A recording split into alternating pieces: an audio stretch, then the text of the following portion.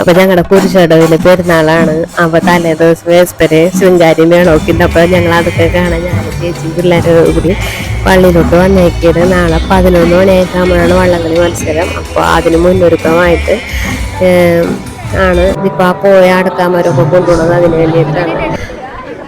അപ്പൊ ഇതൊക്കെ നാളെ മത്സരത്തിൽ ജയിക്കാൻ വേണ്ടി ടീമിന് കൈമാറാൻ വേണ്ടിയിട്ടുള്ള ട്രോഫികളൊക്കെയാണ് വെച്ചേക്കണത്.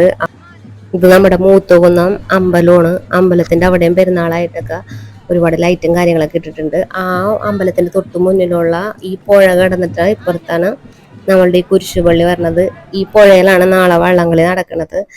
അപ്പൊ അപ്പുറത്തു നിന്നുള്ള ആളുകളും ഇപ്പുറത്തു നിന്നുള്ള ആളുകളും ഒക്കെ കൂടി മൊത്തം ഒരു ആരവവും ബഹളവും ഒക്കെ ആയിരിക്കും. ഞാൻ നാളത്തെ വിശേഷങ്ങളൊക്കെ കാണിച്ചു തരാം. അടിപൊളിയാണ്.